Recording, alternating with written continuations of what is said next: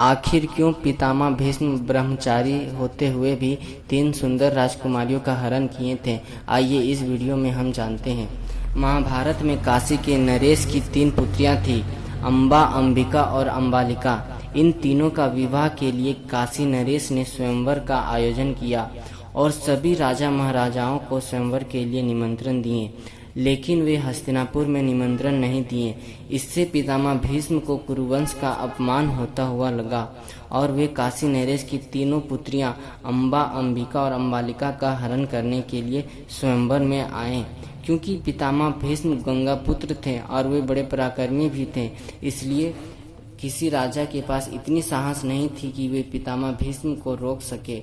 इन तीनों का अपहरण करके पितामह इन्हें हस्तिनापुर ले आए और अपने सौतेले भाई विचित्रवीर से विवाह के लिए इन तीनों राजकुमारियों को कहा।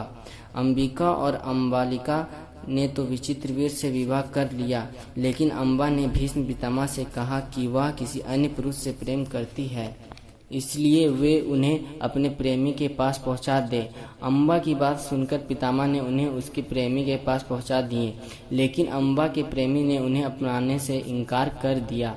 तब अम्बा फिर से हस्तिनापुर पहुंच गई और विचित्रवीर से विवाह करने को कहा। विचित्रवीर ने भी अब विवाह के लिए मना कर दिया।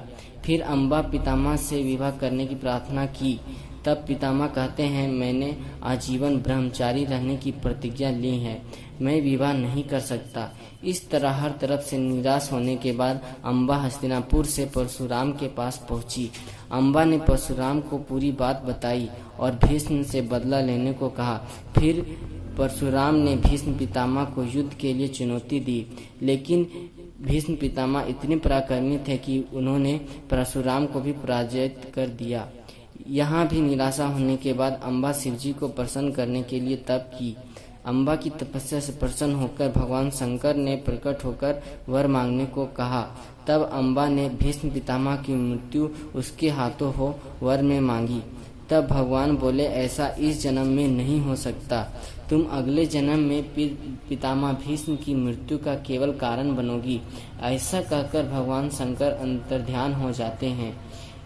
यही अम्बा महाभारत के युद्ध में शिखंडी बनकर अर्जुन के रथ के आगे रहकर पितामह भीष्म की मृत्यु का कारण बनती है, क्योंकि पितामह शिखंडी को स्त्री ही मानते थे और वो स्त्री पर कभी शस्त्र नहीं उठाते थे।